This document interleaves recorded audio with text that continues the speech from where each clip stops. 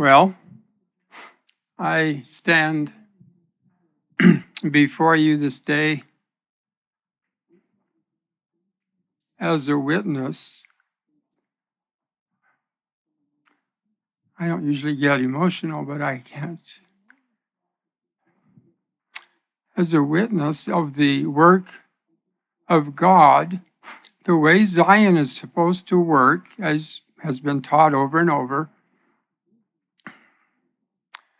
is that each person should be able to stand up and be a prophet and not get all excited about following one man who keeps saying, "Don't follow me, follow Christ."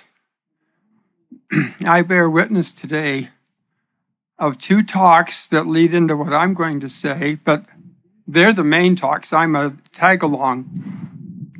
Adrian Larson's talk today broke new ground. It was a landmark talk. The Book of Mormon has been in front of us all these years. You've never heard a talk like that before that summarizes the whole Book of Mormon as if from the view of the Jew to whom it's written, as being between Christ and Antichrist. That's the whole story. When's the last time you heard that in Sunday school? We've never heard that, and yet it's right in front of us. And he talked about how important it was for the Lamanites to try to destroy the Nephite record, not just the people, but the record. I'll talk about another way to destroy a record in a moment, but then I want to talk about Gary's talk. I'm going to summarize your whole talk in a sentence because he had a lot of detail and it's hard to follow, long, complicated, and I may not get this right. This time I'm the chauffeur and he's the main one. But in a sentence or so, you've all read the Book of Mormon prophecy that you'll know the sign of when the starting of the end is because the words will come forth. And we all say, oh yeah, that's coming forth to us, the Mormons. And at that time, the big remnant of the Indians, the Native Americans will be come converted and Zion will start. And I've said for many years, well, but that didn't happen.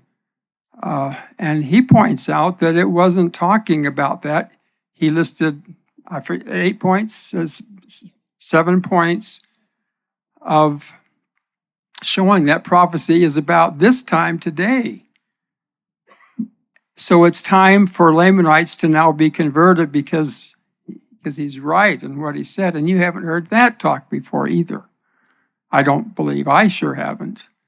So I'm going to lead into two things now.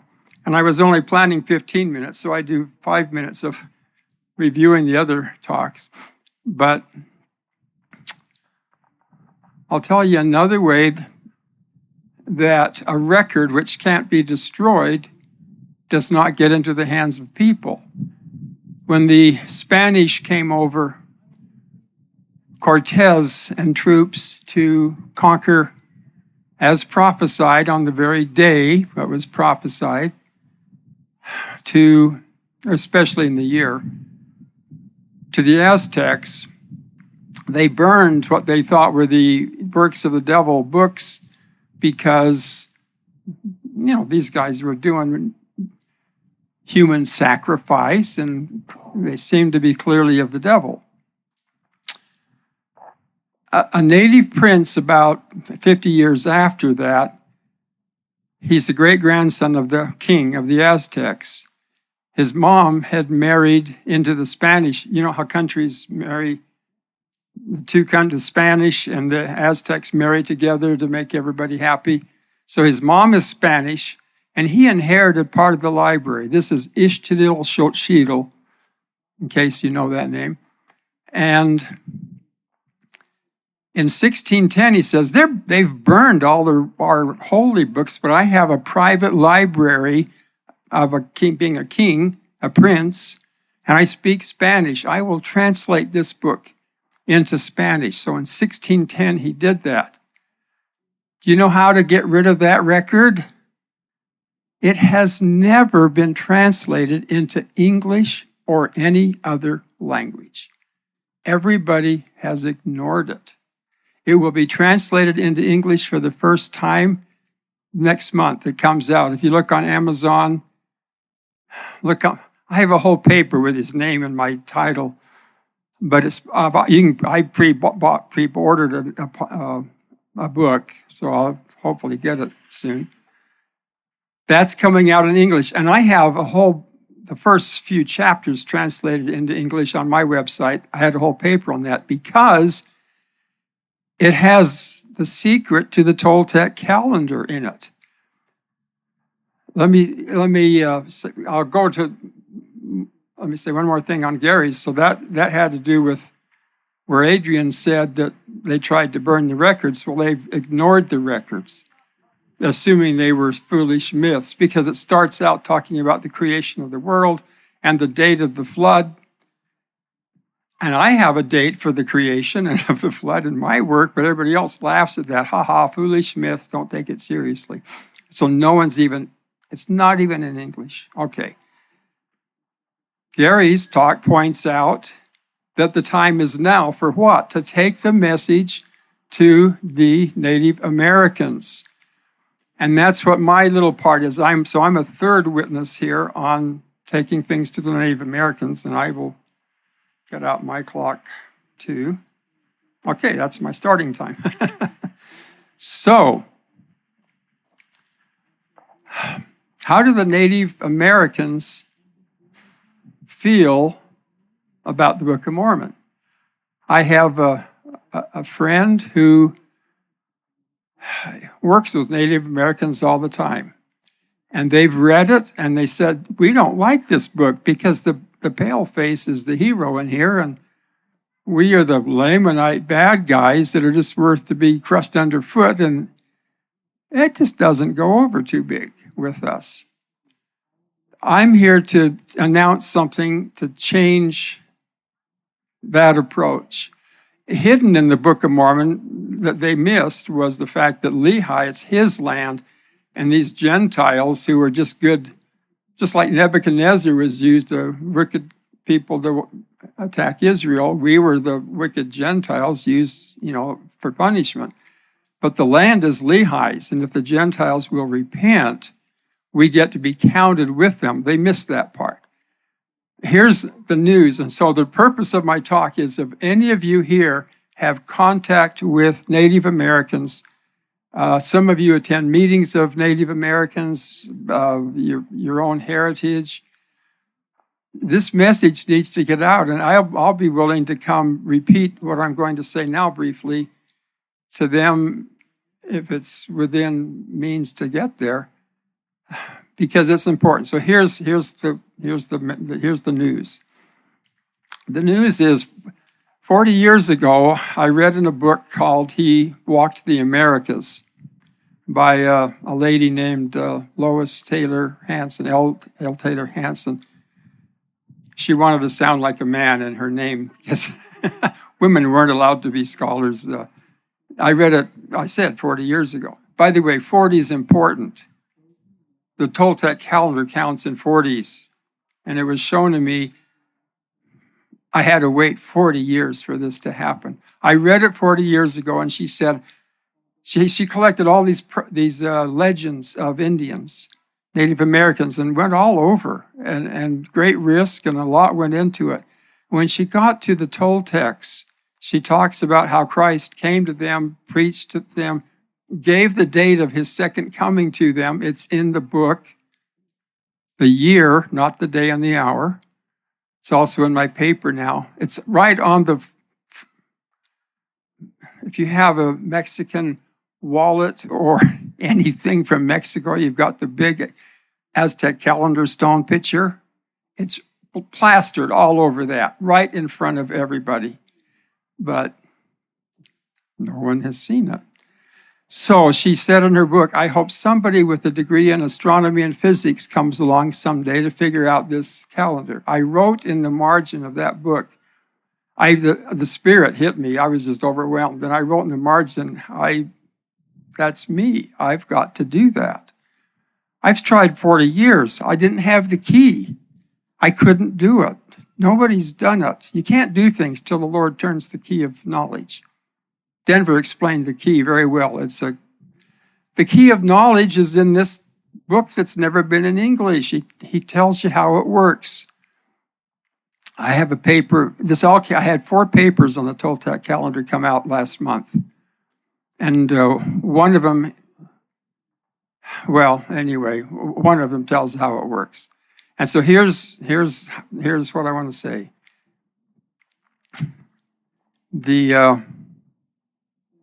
You don't need that detail.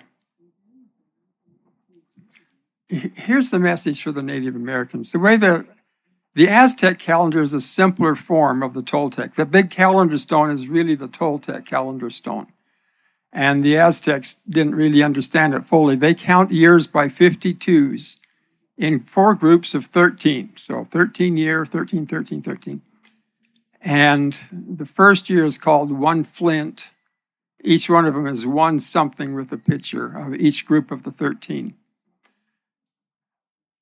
Here, my big message in one sentence is that the restoration of the church through Joseph Smith was all done on the Toltec calendar. And the Book of Mormon was restored on the Toltec calendar. It's not on the pale-face calendar. I was real upset when I started my work 35 years ago. The birth of the church is on April 6th, and the birth of Christ is April 6th. It really is. It's not a tradition. That's the date. It's in the stars and stuff. Jesus was born on Passover, on the Hebrew calendar, on April 6th. And Passover jumps around just like Easter does every year by a full month. Well, the church was not founded on Passover on the Hebrew calendar.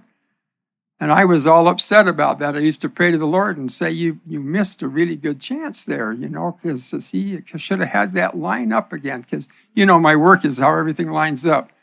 Well, he's getting the last laugh, because now that I've got the Toltec calendar, guess what? The church was restored April 6th, 1830, Tuesday, was Passover on the Toltec calendar. We're not doing Hebrew stuff anymore, folks. This is the Toltec. It's the New World. This is a Lehi church. It's a Toltec church. Let me give you the big picture by years first. I'll try to watch the time. Oh, yeah. First by years and then by some special days. But just remember, the main idea is the church it's a Toltec Lehi church, and we're allowed to join in. And the covenant now has. In the 52 years, how many here, by raise of hands, how many here can tell me how much older Sidney Rigdon was than Joseph Smith? Let's just have those hands shoot right up, right? Because you all have worried about that. And all I've known is he was older. Well, I'll tell you, he's 13 years older. Oh, by the way, each of the 52-year periods are named. I'm now going to describe the name of this 52-year period, starting with the birth of Sidney Rigdon, was Temple, which represents birth. And by the way, today and tomorrow, like he said, are 0 Venus and one birth. Venus is being born. Something's being born here today, too. Anyway, Sidney Rigdon doesn't get a lot of appreciation anywhere, even here. He was prophesied by Joseph of Egypt to be the spokesman for Joseph Smith. He was ordained to be the spokesman for Joseph. How many here knew that Sidney Rigdon was ordained to be the spokesman of Joseph Smith in fulfillment of that prophecy? A couple. That's in section 100, Doctrine and Covenants. A lot of people think it was Oliver Cowdery. So this man was prophesied in Scripture. He's born in the year 1 Flint. 13 years later is the year 1 Temple. That temple represents birth. It's when you get your temple of your body. Guess who's born then? Joseph Smith is born in one temple. Then 26 years go by.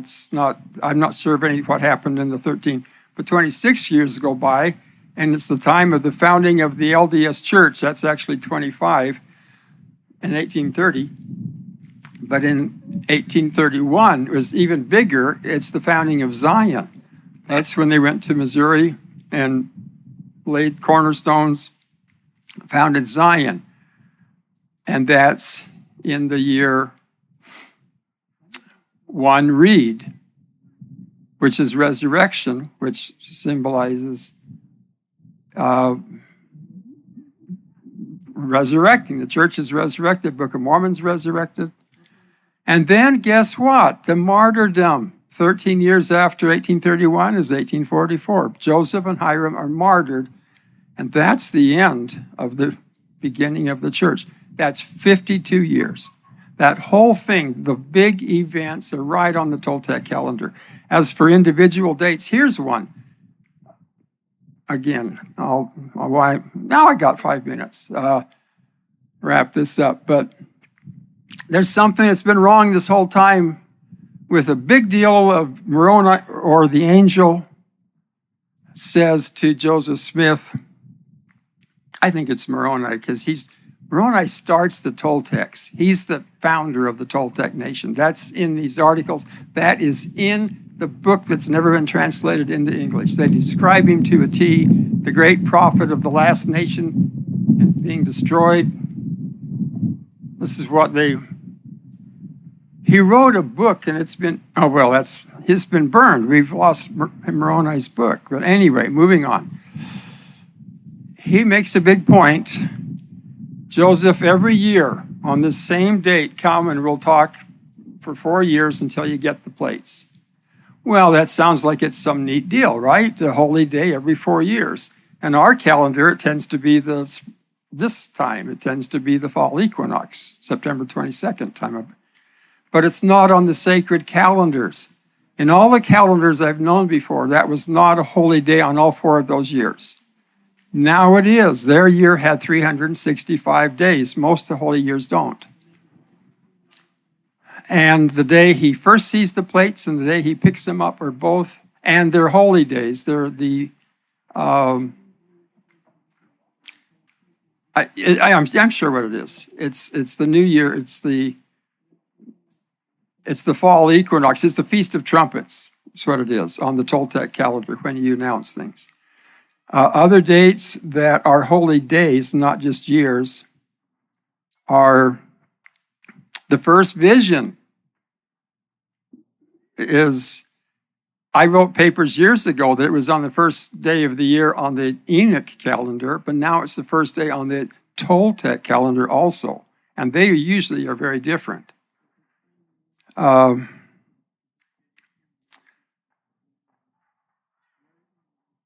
Well, there's others, but you don't need those details. I just want you to walk away remembering that the Toltec Empire, I believe, was, and I think it's good evidence. I have a whole paper on that. Was founded by Moroni. Moroni is walking around. He says, "I don't know why I'm still alive. I'm carrying these plates. I guess I'll sit and translate the Book of Ether, and I'll put in some of the priesthood prayers and stuff." And he writes twice. He says, "Gee, it's been 20 years since the big war was in 385." And then he finally says, "It's been 35 years. It's now 420, and I'm still alive." He doesn't say, "I don't know why," but he says, "I don't know what's going to happen.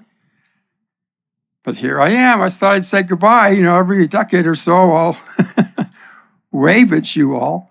And then he doesn't talk again. Well, this Aztec history tells you what happened. He finds some nobles. I can't do the story now, but he finds some nobles, and they go found the Tula, which was the capital of the Toltec, first capital of the Toltec Empire.